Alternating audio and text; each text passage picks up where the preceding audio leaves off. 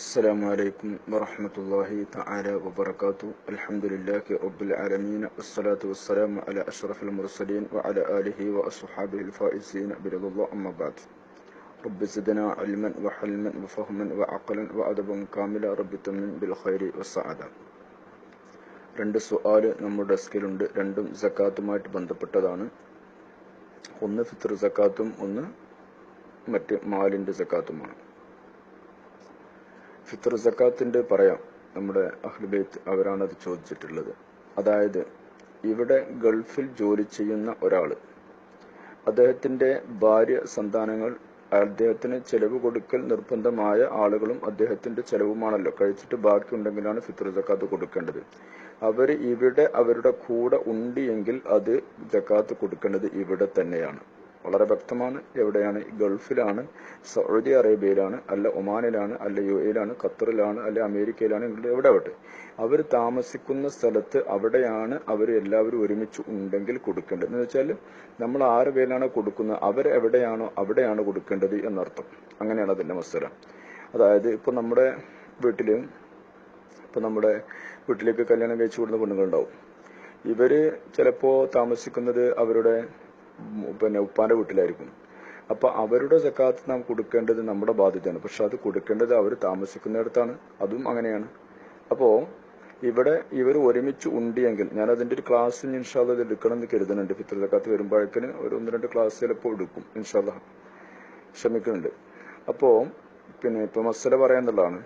അപ്പോ നമ്മുടെ കൂടെ ഉണ്ടെങ്കിൽ ഇവിടെയാണ് കൊടുക്കേണ്ടത്. അതല്ല, ഇദ്ദേഹം ഇവിടെയാണ്, അതായത് കൊടുക്കാൻ നിർബന്ധമായ ആള് ഗൾഫിലാണ്. ഭാര്യയും സന്താനങ്ങളും ഇനി ഉമ്മാക്ക് ഒക്കെ നമ്മളെ മേൽ ബാധ്യത വരും. അതുപോലെ തന്നെ ചെറിയ അനുജൻ നമ്മുടെ കൂടെയാണ്, നമ്മളാണ് ചെലവ് കൊടുക്കുന്നതെങ്കിൽ ആ കുട്ടിയുടേതൊക്കെ നമുക്കാണ് ബാധ്യത വരിക. അപ്പൊ അവര് നാട്ടിലാണെങ്കിൽ അവരുടേത് നാട്ടിൽ കൊടുക്കണം. അപ്പൊ എന്ത് ചെയ്യണം? ഇദ്ദേഹത്തിന്റെ ബാധ്യത ആയതുകൊണ്ട് ആ ഫിത്ർ സക്കാത്ത് കൊടുക്കാൻ വേണ്ടി നിർബന്ധമായപ്പെട്ട സമയം, അതായത് ശവ്വാൽ മാസപ്പിറവി കാണലാണല്ലോ. അപ്പൊ കണ്ടാൽ ആദ്യം അതിന്റെ മുമ്പ് പറയുന്നതിന് കുഴപ്പമൊന്നുമില്ല. അപ്പൊ അതിന്റെ മുമ്പായിട്ട് ഭാര്യയെ വക്കാലത്താക്കണം. എന്റെ മേൽ നിർബന്ധമാക്കപ്പെട്ട ഫിത്ർ സക്കാത്ത് കൊടുത്തു വീട്ടാൻ നിന്നെ ഞാൻ ഏൽപ്പിച്ചിരിക്കുന്നു എന്ന് പറയുകയും ഞാനത് കബൂലായി, ഞാനത് സ്വീകരിച്ചു എന്ന് ഭാര്യ പറയുകയും ചെയ്യുക. അത് നമ്മൾ ചെയ്യേണ്ടുന്ന ഒരു കാര്യമാണ്. എന്നല്ലാതെ നമ്മള് ഭാര്യ അവിടുന്ന് മേടിച്ചങ്ങ് കൊടുത്തു, ഇവിടുത്തെ ഒരു വിളിയും ഒന്നും ഉണ്ടായില്ല, അങ്ങനെയല്ല. അത് ഒരു വക്കാലത്ത് കൊടുക്കൽ നമ്മുടെ മേലൊരു ബാധ്യതയുണ്ട്. അത് ചെയ്യുക. അത് ചെയ്തിട്ട് നാട്ടിൽ അവരുടേത് പേരിലുള്ളത് നമുക്കറിയാലോ, ഓരോ ആളുകൾക്ക് ഓരോരുത്തരുടെ മേലും നിർബന്ധമായ ആ കദർ കണ്ടിട്ട് നമ്മള് അത് അതിന് ബന്ധപ്പെട്ട ആളുകൾക്ക് നമ്മൾ എത്തിച്ചു കൊടുക്കുക. അല്ലാതെ വീട്ടിൽ ഇങ്ങനെ വരുന്ന കൈയാട്ടി കൊടുക്കുന്ന ആളുകളിൽ കൊടുത്ത് വീട്ടണ്ട. അത് ചിലപ്പോ നമ്മുടെ മഹലിനെ പുറത്തുള്ളവരും ഒക്കെ ആയിരിക്കും. അവർക്ക് സദക്കായിട്ട് എന്തെങ്കിലും കൊടുത്തോട്ടെ. ഇതിന് പറ്റുന്ന അർഹരായ ആളുകൾക്ക് എന്ന് പറയുമ്പോൾ നമ്മുടെ അയൽവാസികൾക്ക് അതുപോലെ ബന്ധപ്പെട്ട ആളുകൾക്കൊക്കെ എത്തിച്ചു കൊടുക്കുന്നതിന് കുഴപ്പമില്ല. അങ്ങനെയാണ് വേണ്ടത്. അപ്പോ നമ്മുടെ നാട്ടില് അതിനർഹരായവര് അയൽവാസികളോ മറ്റോ ഒക്കെ അവർക്ക് അങ്ങനെ ഒരു അത്യാവശ്യം ഇല്ല എന്ന് വരികയാണെങ്കിൽ കുറച്ച് വിട്ടുള്ള കുടുംബത്തിലൊക്കെ അവശത അനുഭവിക്കുന്ന ആളുകളുണ്ടെങ്കിൽ അവരിലേക്ക് കൊണ്ടുപോവുക. ഒരു വണ്ടിക്ക് എടുത്തൊരു റിക്ഷ അല്ലെങ്കിൽ എന്തെങ്കിലും എടുത്ത് പോകേണ്ടി വരും. അങ്ങനെ ആവട്ടെ, എന്നാലും അവർക്ക് നല്ലൊരു ഗുണത്തിനാവട്ടെ. റമദാൻ പെരുന്നാൾ കഴിഞ്ഞ് പിന്നെയും അവർക്ക് ഉപകരിക്കുമല്ലോ. അപ്പൊ അങ്ങനെയുള്ള ഏറ്റവും അഹക്കായ ആളുകളിലേക്ക് എത്തിച്ചു കൊടുക്കുന്നതും കൂടി അതിൽ ശ്രദ്ധിക്കുന്നത് നല്ലതാണ്. അപ്പൊ നമുക്കറിയേണ്ട തൂക്കമൊക്കെ 2,260 അതിൽ 2.5 കിലോനാണ്, അല്ല 3 കിലോനാണ് എന്നൊക്കെ അഭിപ്രായം കേൾക്കും. ഏതായാലും 3 കിലോനാണ്ടാക്കുമ്പോൾ ഒരു 2,200 എന്നുള്ള കണക്ക് വെച്ചിട്ടാണ് അത്. പിന്നെ ഈ അരിയുടെയും അളവ് പാത്രത്തിന്റെയൊക്കെ വ്യത്യാസം അനുസരിച്ച് വന്നതാണ്. അതിപ്പോ ഏകദേശം അറിയായിരിക്കും നിങ്ങൾക്ക്. അപ്പോ ഇവിടെയൊക്കെ ഇപ്പൊ ഒരു 3 കിലോത്തിന്റെ ഒരു കിറ്റ് അങ്ങനെയായിട്ടാ കൊടുക്കല്. അപ്പൊ അതിൽ കുറച്ച് കൂടുതൽ ഉണ്ടാവും. അത് സദക്കയായിട്ടും പെടും. എന്നാലും നമ്മൾ കടമ എടുത്തുകൊണ്ട് വീടുന്നതാണ്. അപ്പോ അങ്ങനെയാണ് അവിടെ ചെയ്യേണ്ടത്. അപ്പോ കൊടുക്കേണ്ടത് അവിടെയാണ്, വക്കാലത്താക്കുക എന്ന് മനസ്സിലായി. പിന്നെ നിങ്ങൾ അവിടെ ചോദിച്ചത്, ഇപ്പൊ ഇവിടെയാണെങ്കിൽ ഗൾഫിലാണെങ്കിൽ അത് നമ്മൾ കൊടുക്കേണ്ടത്, നമ്മൾ ഷാഫിഈ മദ്ഹബ് പ്രകാരം ഊത്തുൽ ബലദ് എന്നാണ്. നാം സാധാരണ ഭക്ഷിക്കപ്പെടുന്ന ഭക്ഷണധാന്യം തന്നെയാണ് കൊടുക്കേണ്ടത്. അത് ചിലപ്പോൾ അരിയായിരിക്കല്, ഗോതമ്പായിരിക്കാം. അത് ഏതാണെങ്കിൽ അത് തന്നെയാണ്. നമ്മുടെ ഷാഫി മദ്ഹബിൽ ഒരു വിട്ടുവീഴ്ചയും അതിൽ നമ്മുടെ മദ്ഹബ് പ്രകാരം ഇല്ല.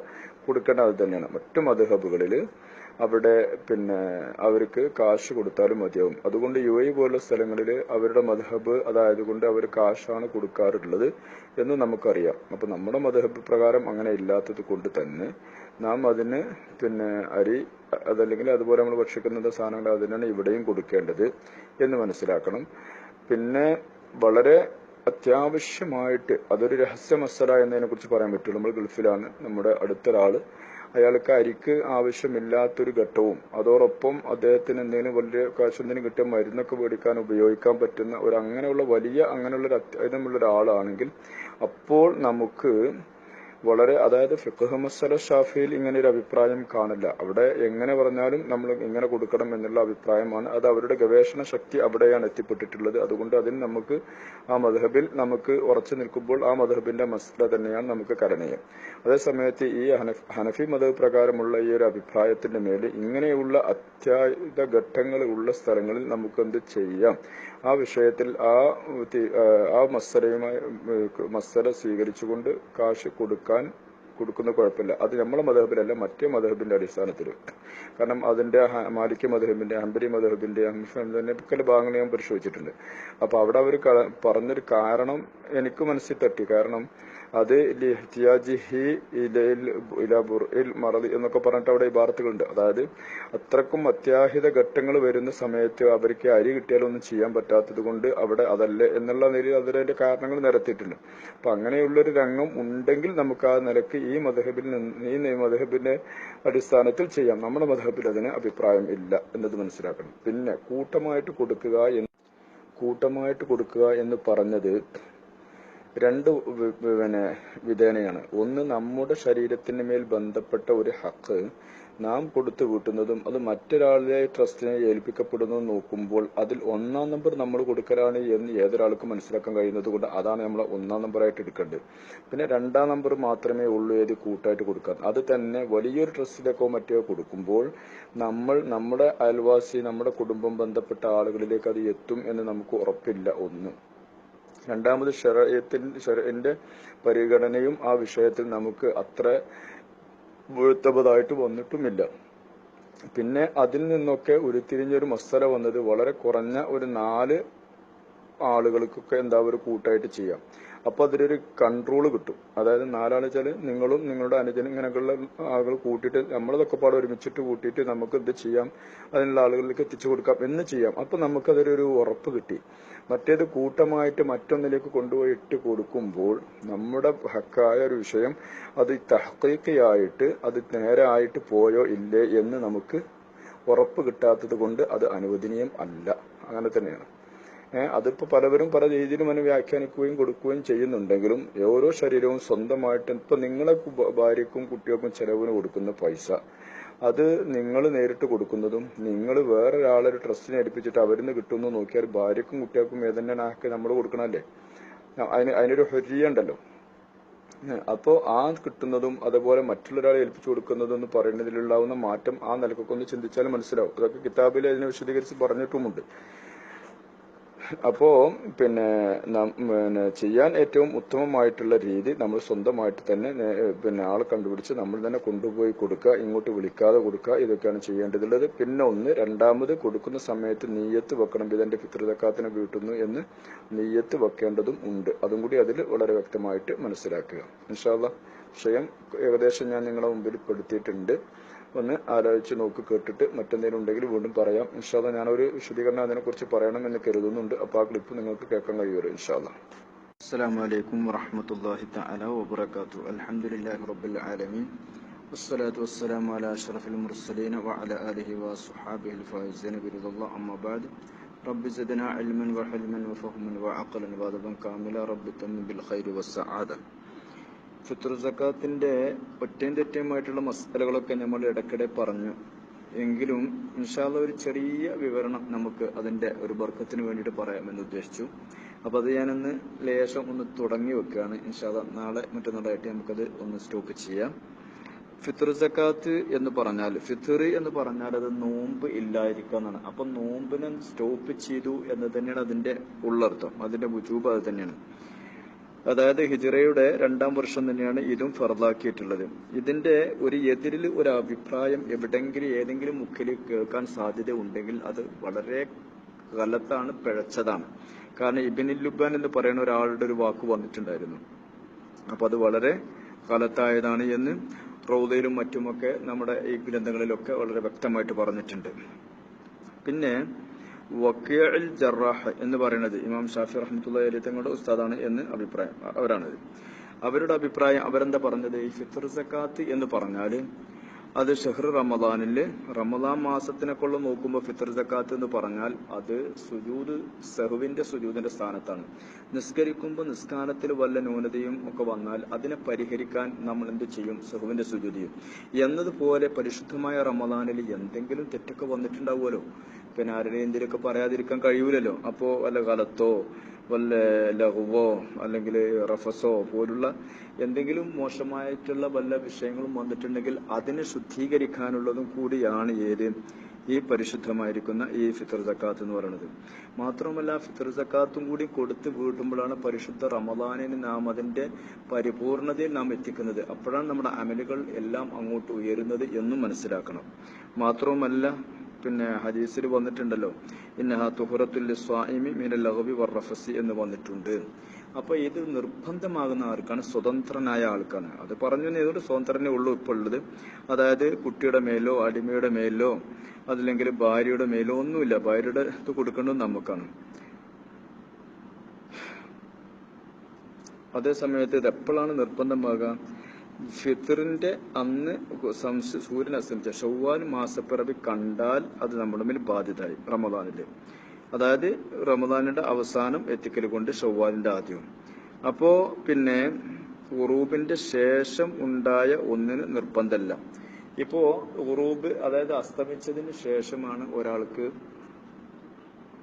എന്തായാലും ഉറൂബിൻ വലതും നിക്കാഹും മിൽക്കൻ.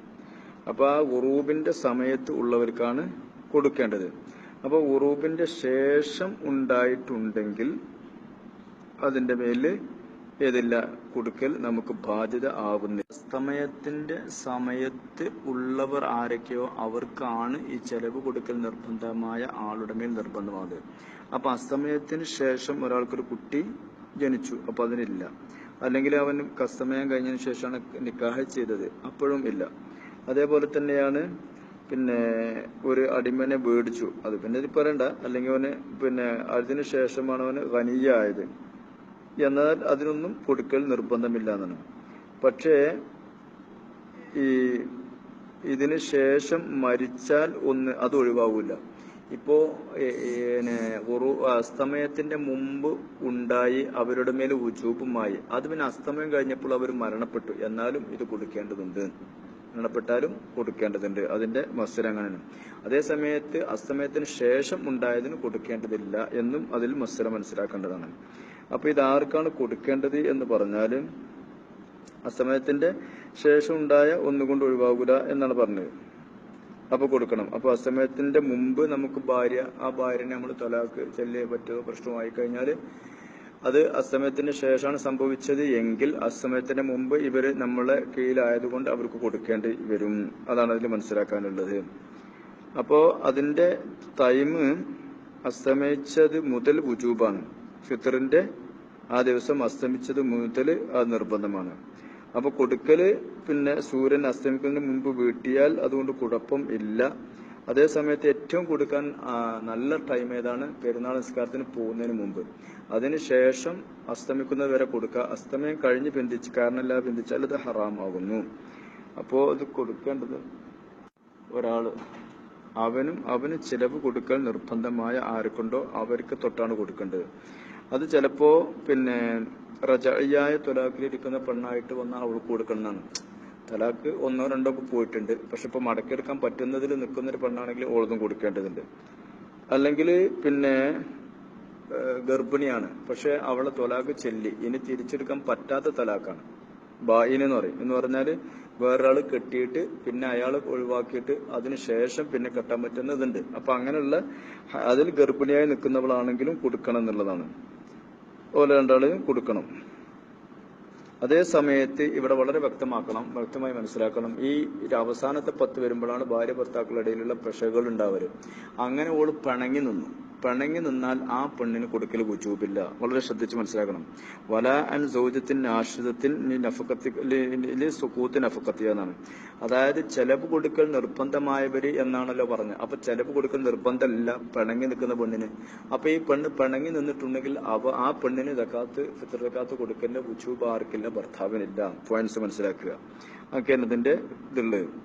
പിന്നെയോ അപ്പൊ പിന്നെ ആര് കൊടുക്കണം? ഓള് കൊടുക്കണം. എപ്പോ ഓളപ്പോ കനിയാണ്, ഓൾക്ക് സ്വത്തുണ്ട്, ഓൾക്ക് കഴിവുണ്ട്, ഓള് കൊടുക്കണം. അതുപോലെ തന്നെ സ്വതന്ത്രിയായ ഒരു പെണ്ണാണ്, അവള് പിന്നെ മുതലാളിച്ചിയാണ്, ഓള് പിന്നെ ഏതല്ല പിണങ്ങി നിൽക്കുന്നോളും അല്ല. പക്ഷെ അവളുടെ ആരെ കീഴിലാ ഉള്ളത്? ഭർത്താവിന് കഴിവില്ല. ഭർത്താവിന് കഴിവില്ലാതെ വരികയും ഭാര്യക്ക് കഴിവുണ്ടാവുകയും അവള് പിന്നെ പിണങ്ങി നിൽക്കുന്നവൾ അല്ലാതിരിക്കുകയും ചെയ്തു കഴിഞ്ഞാൽ അവൾക്ക് അവളുടെ മേൽ കൊടുക്കൽ നിർബന്ധമാണ് അവളത് എന്ന്. കാരണം എന്തുകൊണ്ട്? ഭർത്താവ് കഴിവില്ലാത്തവനാണ്, അതുകൊണ്ട് അവന്റെ മേൽ ബാധ്യതയും ഇല്ല. അപ്പോ അവൾക്ക് കൊടുക്കാൻ പറ്റും. അപ്പോ ഇതാണ് ആ വിഷയത്തിൽ നമുക്ക് മനസ്സിലാക്കാനുള്ള മസല. ഇൻഷാ അല്ലാഹ് കുറച്ച് കാര്യങ്ങളുടെ ഇനി അതിനൊക്കെ മനസ്സിലാക്കാണ്ട് ഇൻഷാ അല്ലാഹ് ഇന്ന് ടൈം കുറച്ചായതുകൊണ്ട് നാളെ ഇൻഷാ അല്ലാഹ് അടുത്ത ദിവസം നമുക്ക് ഒന്നുകൂടി പറഞ്ഞിട്ട് പൂർത്തീകരിക്കാം. അല്ലാഹു തൗഫീഖ് ചെയ്യട്ടെ. അസ്സലാമു അലൈക്കും വറഹ്മത്തുള്ളാഹി വബറകാതുഹു.